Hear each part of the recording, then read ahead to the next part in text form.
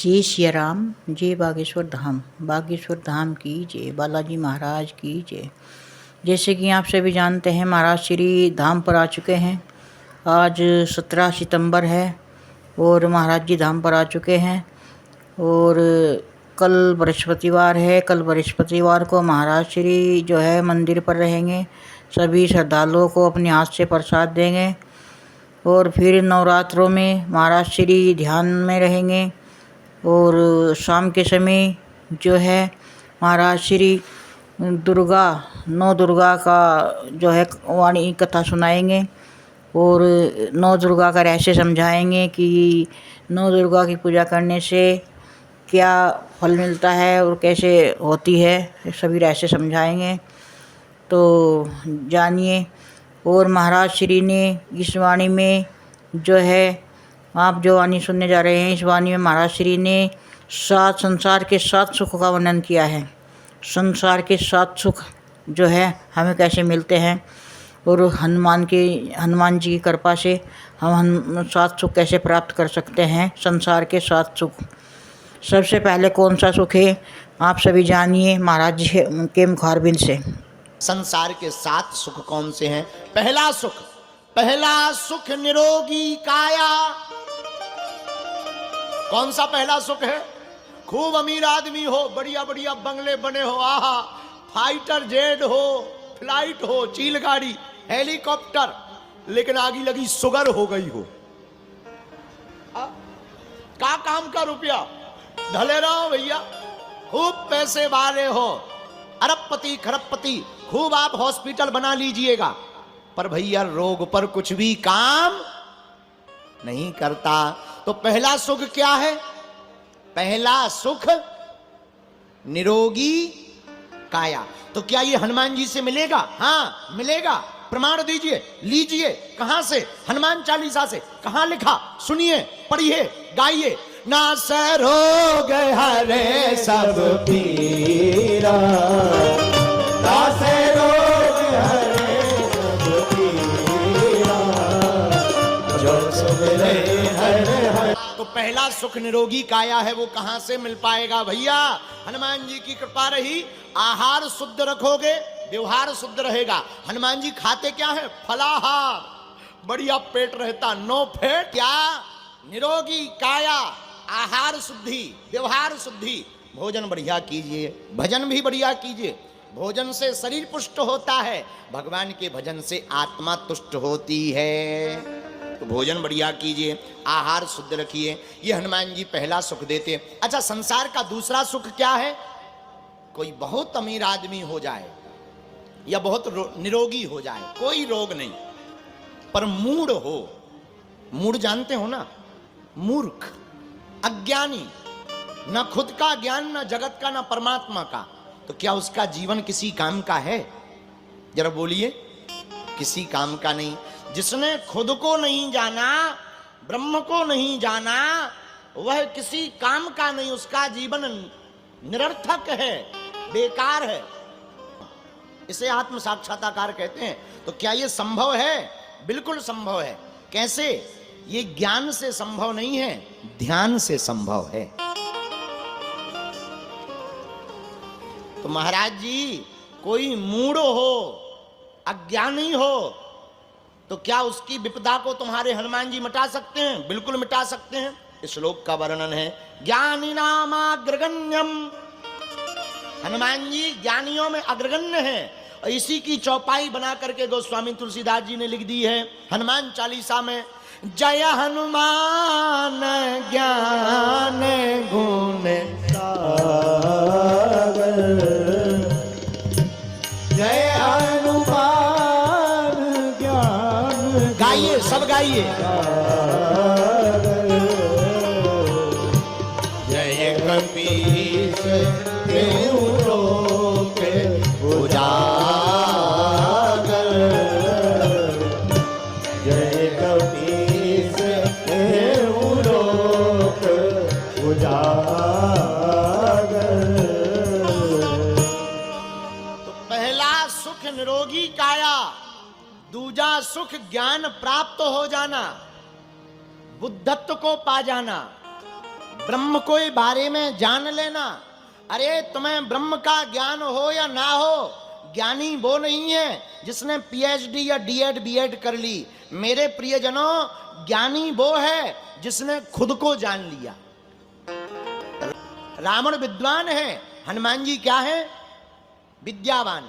हनुमान चालीसा में उत्तर भी है, विद्यावान गुणी अति चातुर। तो रावण विद्वान है, हनुमान जी विद्यावान है। मेरे प्रियजनों, मेरी आत्माओं, खुद को जान लेना, खुद को समझना, यह आत्मज्ञान है। ये कैसे प्राप्त होगा? हनुमान जी के ध्यान से, हनुमान जी की पूजा से आत्मज्ञान भी प्राप्त हो जाएगा। ये दूसरा सुख भी तुम्हें मिलेगा। ये हम सब सुख पर आपको बता रहे हैं, उसमें 7 सुख। अच्छा, तीसरा सुख क्या है संसार का? मान सम्मान पा लेना। क्या पा लेना?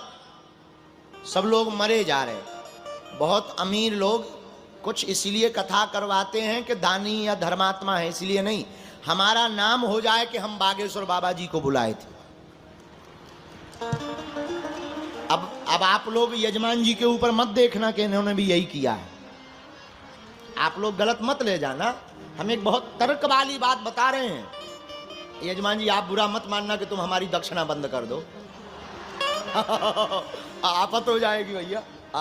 राम राम राम राम राम, सीताराम कहो, सीताराम कहो, सीताराम कहो, पर सत्य बोले बिना हम रुक नहीं सकते। सुनिए, बहुत लोग इसलिए कथा नहीं करवाते कि वो कथा के जिज्ञासु होते हैं या पिपासु होते हैं या कथा के रसिक होते।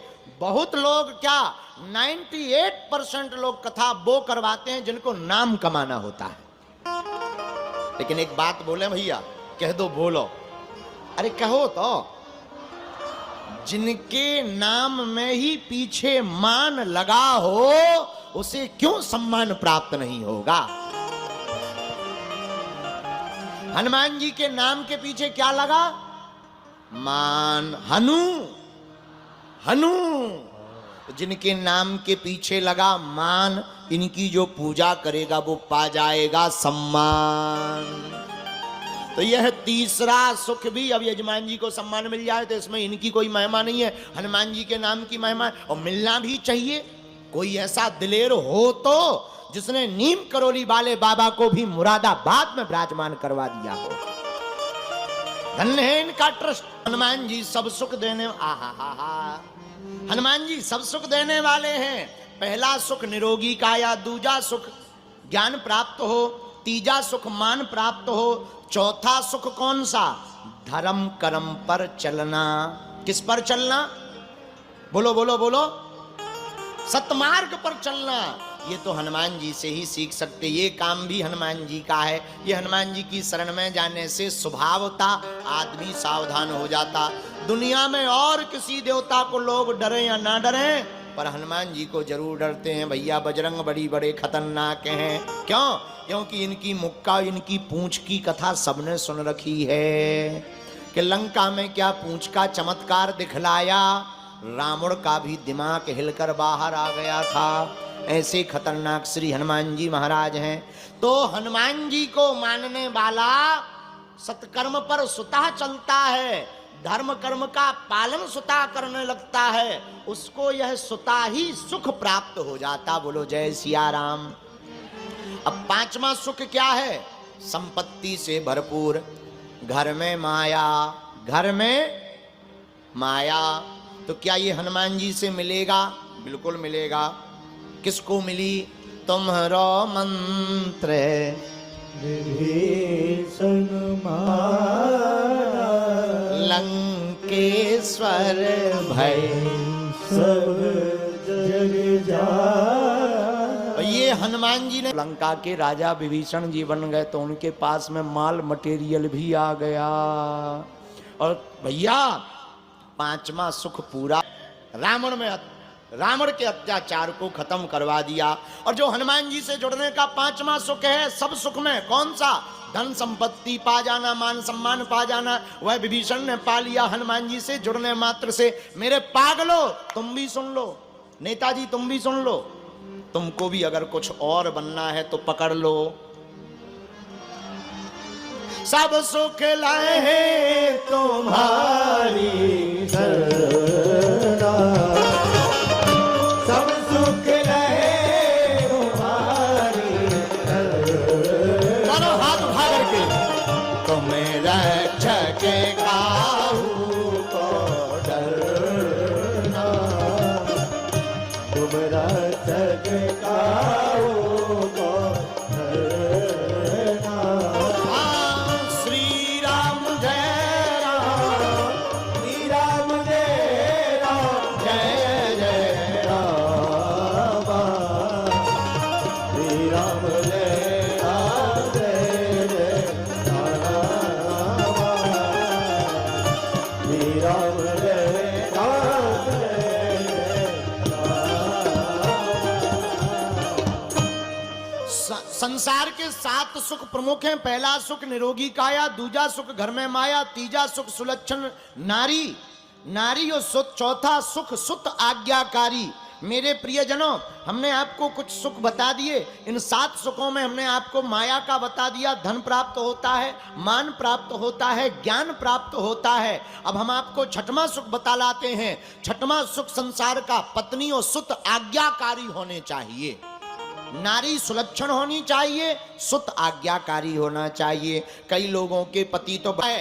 हनुमान जी महाराज कलयुग के राजा हैं, ये सब सुख देने की सामर्थ्यता रखते हैं। तो श्रीमती की भी, किसी की भी पत्नी बहुत खतरनाक हो, हमारी कथा सुन लो, हमारी कथा ये सुन लो, क्या आप हनुमान जी के भक्त बन जाओ। ये छठवें सुख में पत्नी और पुत्र हमने दोनों को लिया है, क्योंकि 7वां हमें अलग बताना है आएगा। महाराज, हम अपने बच्चे की मति को, बुद्धि को कैसे सुधारें? एक ही उपाय है, हनुमान जी की शरण पकड़ो। सब सुख लहे तुम्हारी शरणा, सब सुख रहे तुम्हारी शरणा तुम्हारा जग काहू को डरना, रक्षक काहू को डरना तुम रक्षक काहू को डरना, तुम रक्षक काहू को डरना।